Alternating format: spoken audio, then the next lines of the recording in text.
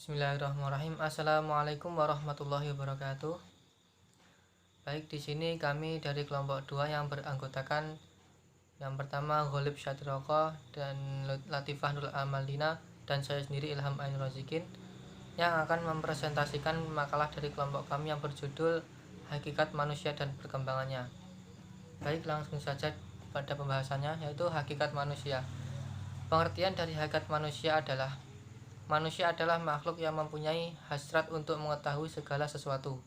Manusia tidak hanya ingin tahu tentang apa yang ada di sekitarnya, namun juga ingin tahu tentang dirinya sendiri. Selama ini manusia telah berupaya mengetahui dirinya sendiri dengan berbagai pendekatan dan berbagai sudut pandang. Dalam kehidupan nyata, manusia sangat beragam, baik dari segi fisik, tingkatan sosial, adat istiadat, dan lain sebagainya. Untuk hakikat manusia tersebut terbagi menjadi dua, yaitu yang pertama yaitu manusia sebagai ciptaan Tuhan. Manusia adalah makhluk multidimensi karena terdiri dari dua unsur, yaitu sebagai makhluk pribadi yang berdiri sendiri dan sebagai makhluk ciptaan Tuhan. Sebagai makhluk pribadi yang berdiri sendiri, manusia bebas menentukan kemauannya. Sedangkan sebagai makhluk Tuhan, manusia tidak bisa lepas dari ketentuan-ketentuan Tuhan. Manusia adalah makhluk yang sempurna di antara makhluk-makhluk Tuhan yang lain, dikarenakan manusia memiliki akal untuk berpikir dan untuk menentukan mana yang harus dipilih dan mana yang harus ditinggalkan. Selanjutnya yaitu manusia sebagai makhluk individu dan makhluk sosial. Sebagai manusia ada dua kepentingan, yaitu kepentingan individu dan kepentingan bersama atau kepentingan sosial. Kepentingan individu untuk memenuhi kepentingan dirinya sendiri dan kepentingan sosial untuk memenuhi kebutuhan bersama. Sebagai makhluk individu, manusia memiliki unsur jasmani dan rohani. Sejak lahir, manusia membawa ciri fisik, karakter, atau sifat yang dibawa sejak lahir. Namun faktor luar juga sangat berpengaruh dalam membentuk karakter manusia, misalnya faktor lingkungan dan sebagainya.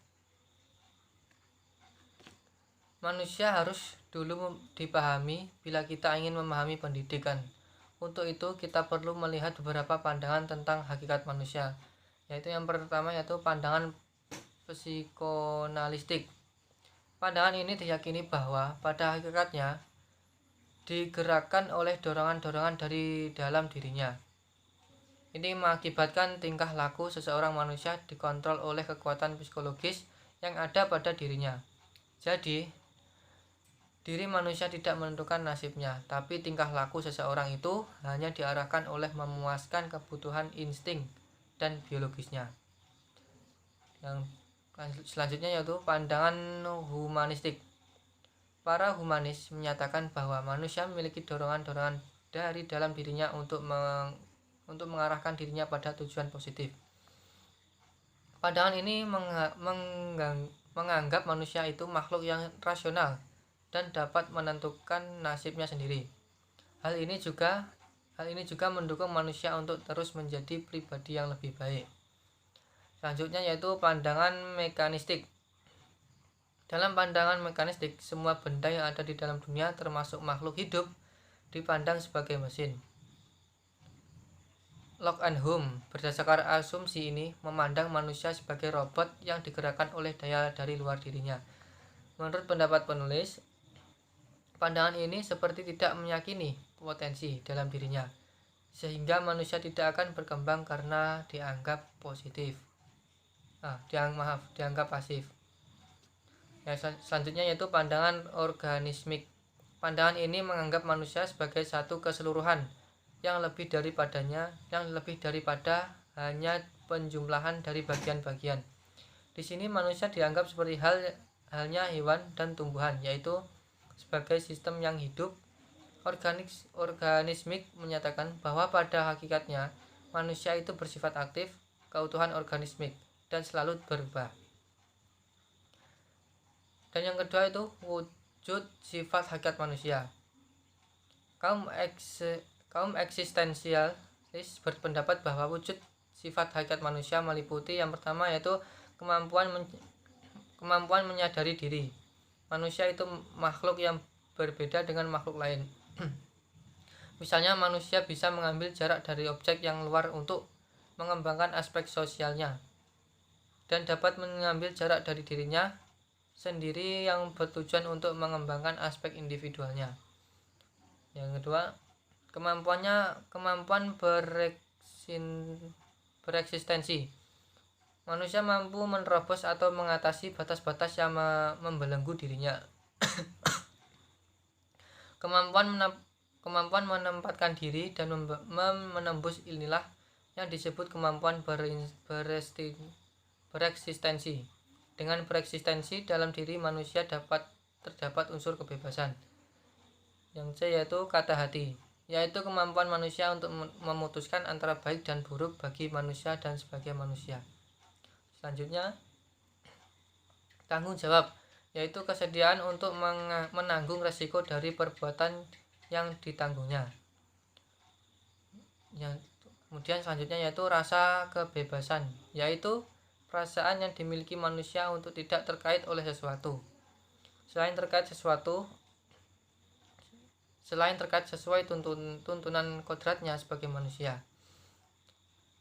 Selanjutnya yaitu kewajiban dan hak. Keduanya tidak dapat dipisahkan. Kewajiban dan hak merupakan manifestasi dari manusia sebagai makhluk sosial. Kemudian yaitu kemampuan menghayati kebahagiaan. Pada dasarnya, kebahagiaan manusia itu terletak pada kesanggupannya atau kemampuannya menghayati kebahagiaannya. Baik, terima kasih. Selanjutnya akan dijelaskan oleh rekan saya.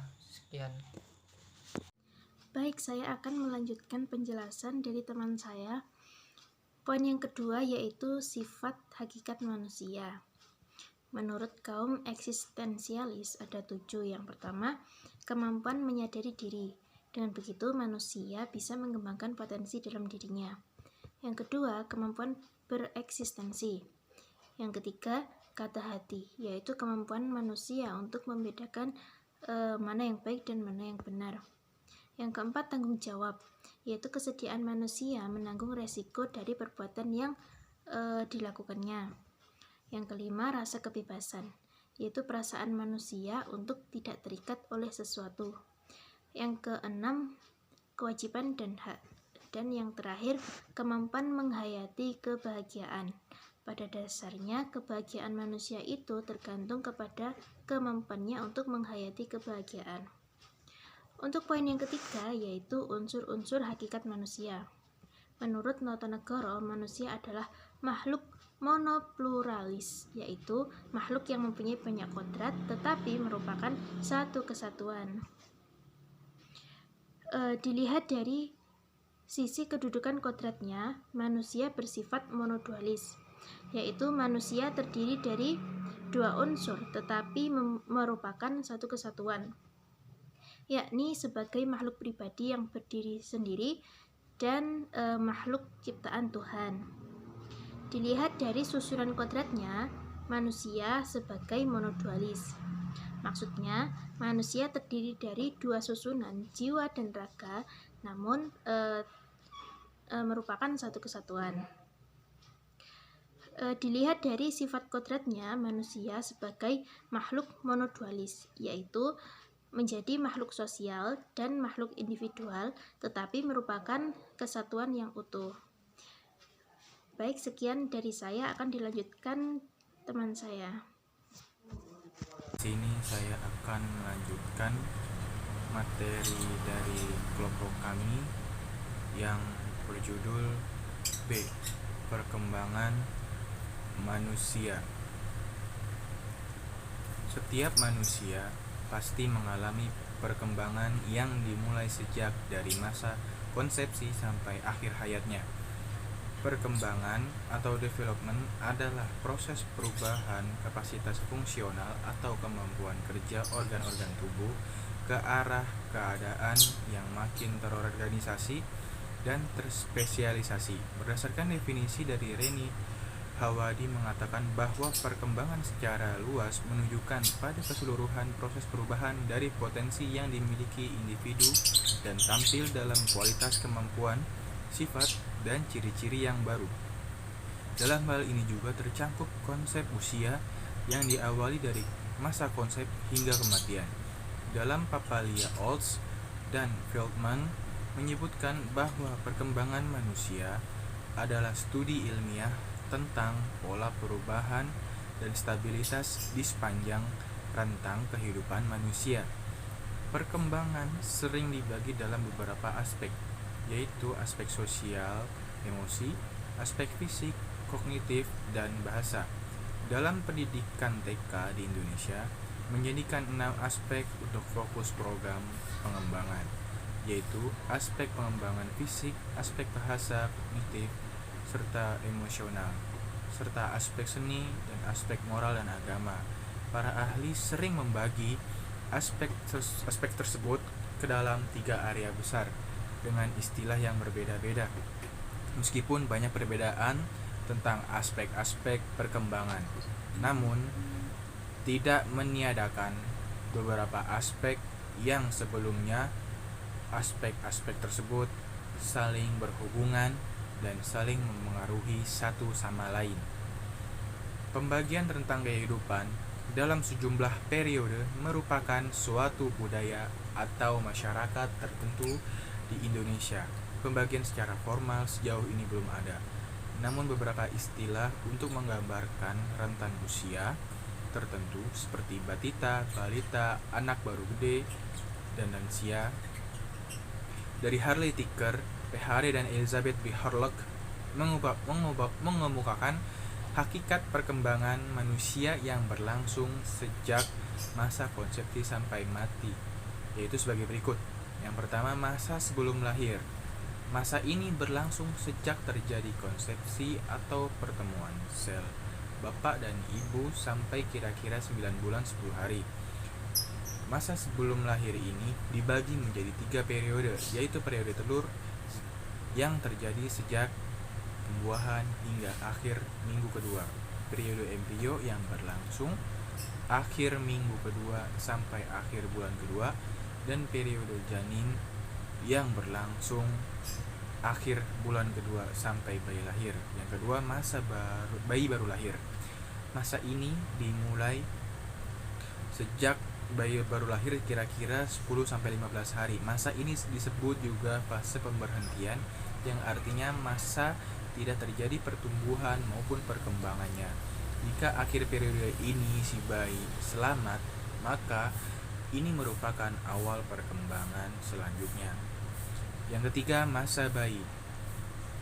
Masa ini berlangsung saat bayi berumur 2 minggu sampai umur 2 tahun. Pada masa ini, bayi dianggap kritis dalam perkembangan kepribadian karena merupakan periode di mana dasar-dasar untuk membentuk kepribadian dewasa. Yang keempat, balita. Balita adalah singkatan dari bawah 5 tahun. Rentan usia balita dimulai dari 2 sampai dengan 5 tahun atau usia 24 sampai 60 bulan. Terima kasih. Mungkin sampai sini saja penjelasan dari kelompok kami. Kurang lebihnya mohon maaf. Assalamualaikum warahmatullahi wabarakatuh.